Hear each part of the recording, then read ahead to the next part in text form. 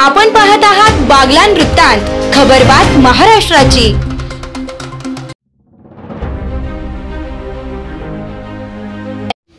बागलान तालुक्यातील औंदाणे येथील तुषार तुळशीराम निकम वय 33 या सुट्टीवर आलेल्या सैन्य दलातील जवानाचा काल हृदयविकारानं झटक्यानं सटाणा येथील एका खासगी रुग्णालयात मृत्यू झाल्यानं औंदाणे गावावर शोककळा पसरली असून काल संध्याकाळी उशिरा यांच्यावर शासकीय इतमामात अंत्यसंस्कार करण्यात आले। यावेळी परिसरातील नागरिक मोठ्या संख्येने उपस्थित होते। त्यांच्या पश्चात पत्नी, एक 1.5 वर्षाची मुलगी, आई, वडील व 2 बहिणी असा मोठा परिवार आहे। यात समजलेली हकीकत अशी की बागलान तालुक्यातील औंदाणे येथील तुषार निकम हा अयोध्या येथील 5 मराठा बटालियनमध्ये नाईक पदावर कार्यरत होता। 2 महिन्याची सुट्टी घेऊन तो औंदाणे येथे आपल्या गावी आले होते। काल रात्रीच्या सुमारास त्यांच्या छातीत दुखू लागल्याने त्यांना सटाणा येथील एका खासगी रुग्णालयात दाखल करण्यात आलं होतं, पण उपचार घेत असतानाच त्याचा मृत्यू झाल्याचं सांगण्यात आलं। ही घटना औंदाणे व परिसरातील गावात समजताच संपूर्ण गावावर शोककळा पसरली होती।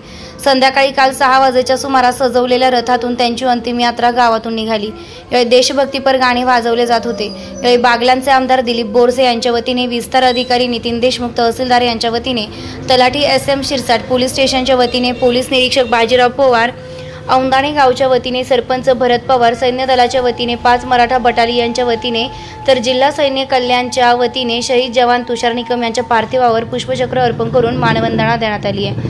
अंत्यसंस्कारासाठी सरपंच परिषदचे संदीप पवार, वणवलीचे उपसरपंच लखन पवार, प्रहार संघटनेचे तुषार खैरनार यांच्यासह परिसरातील नागरिकांनी मोठ्या संख्येने उपस्थित होते। बागलान वृत्तांतासाठी संतोष जाधव।